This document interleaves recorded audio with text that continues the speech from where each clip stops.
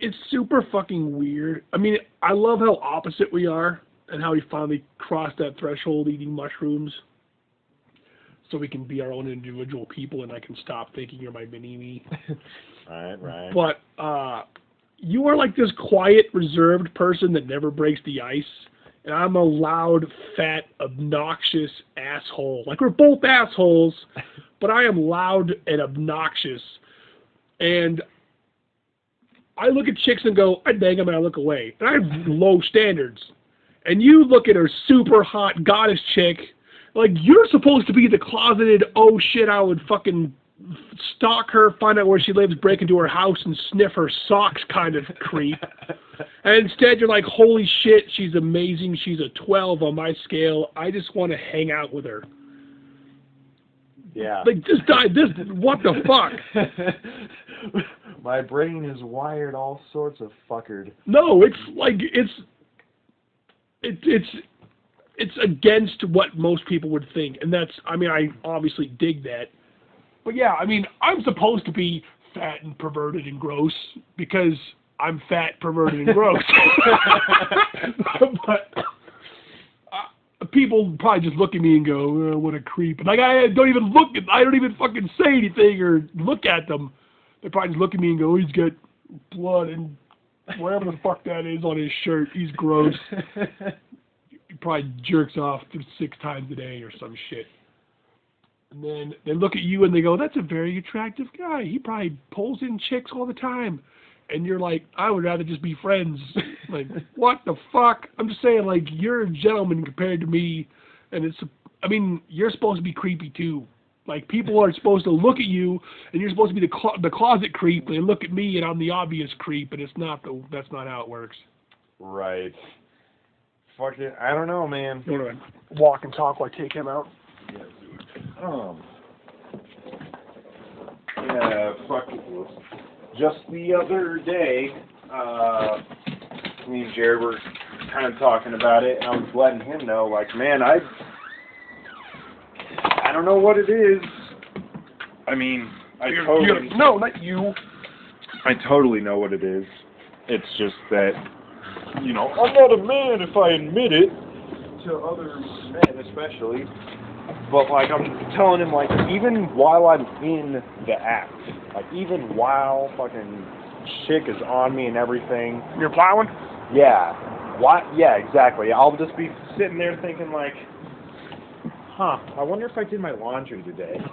Like, I have no passion for it whatsoever. It's like a thing that I want at all times, and at the same time, I'm totally aware that I don't want it ever, and so it's just causing this very fucked up hormonal imbalance in my body and brain at all times.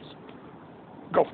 And that's how he put it too, is just like, oh yeah, you just don't have a passion for it. And I'm just like, yeah, I guess not. Dude, honestly though, do you really have a passion for anything? No. And I'm super apathetic about most things. I gotta say this too, it's like, coming from, you know, my dad being a sexual deviant. Okay, so when I was dating Cindy, we went to dinner a couple times with my dad and Nancy, and they might be parking over here. Oh.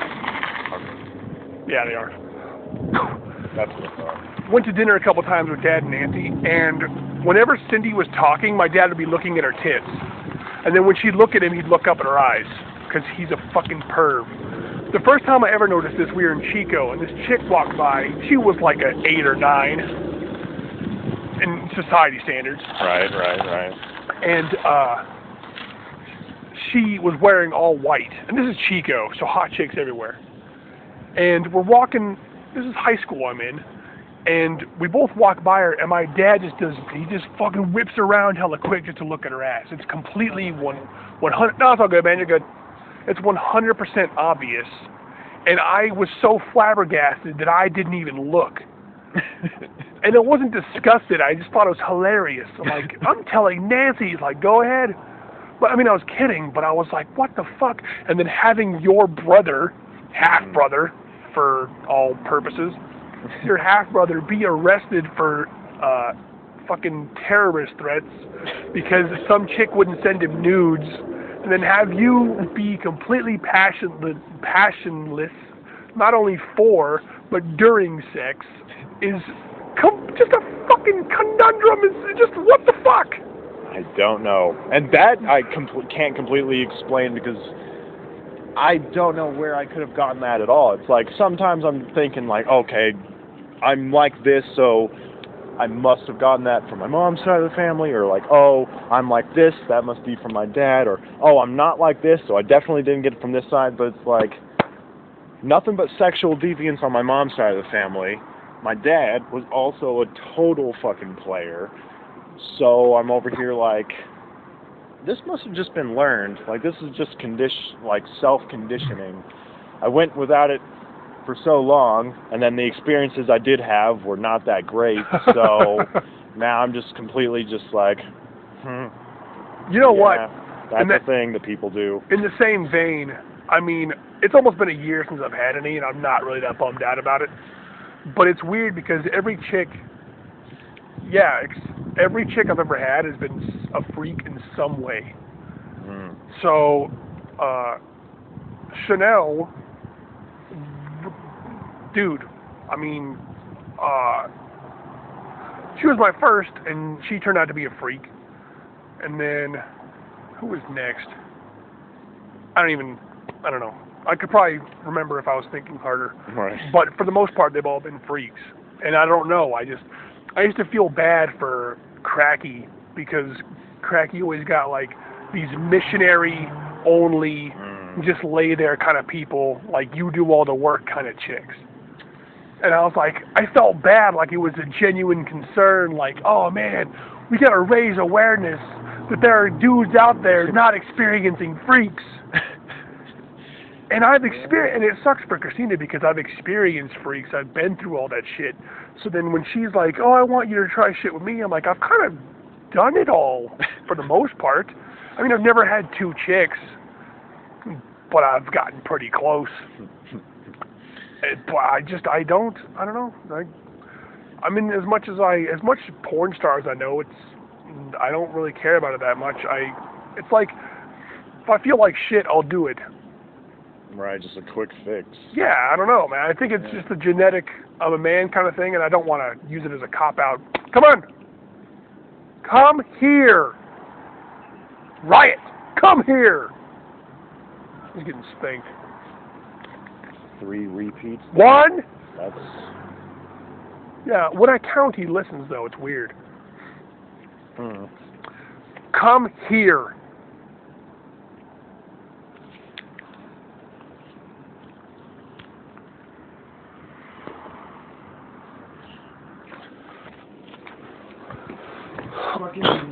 Well, I've only had 3.